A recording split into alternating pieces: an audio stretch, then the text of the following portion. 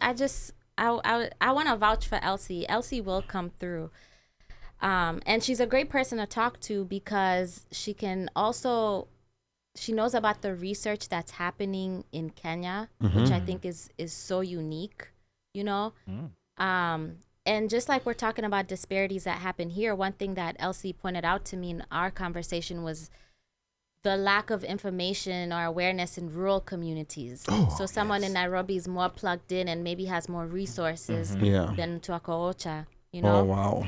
And I think Washeke was talking about the research as well. And the things that she's mentioned are so on point, especially about, was it the pink tax? And it reminded me of someone else that I interviewed who was hospitalized at Johns Hopkins, had fibroids, took a really long time to recover, not because the treatment was bad or anything, but because of the medication.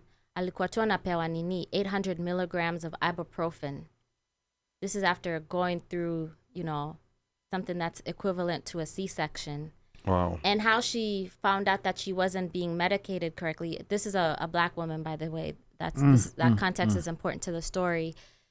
Is when she got back to work, one of her coworkers was like, "Hey, why'd it take you so long just to come back? Or like, you're back to work, but you're still in so much pain. I don't get it.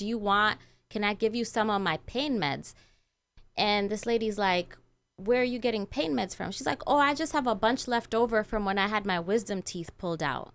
Wow. So her white coworker had a bunch of Oxycontin that she could give to this black woman who was only prescribed 800 milligrams of ibuprofen, ibuprofen for an invasive surgery.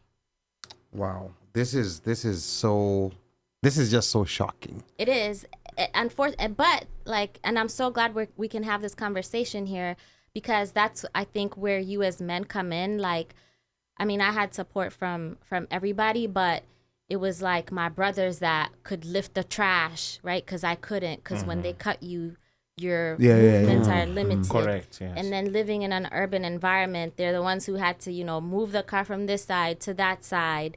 So having like that poem that you read earlier, like having the support of men, it comes in so handy, because there's like, not to be discriminatory, but like, honestly, when you're recovering, some of the help that you need literally is muscle. Like for me, one of the things that was so hard was just moving, especially going up and down the stairs, you know?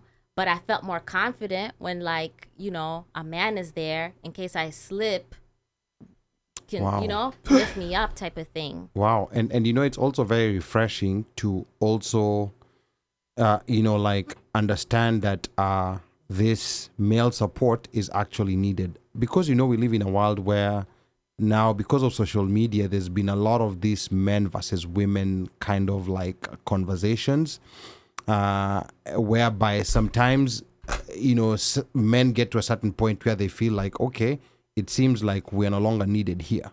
And it's very refreshing just hearing that it's important to have men around whenever you're going through this. Washeke here is saying we need men, allies, and support system in our quest for equity in healthcare. And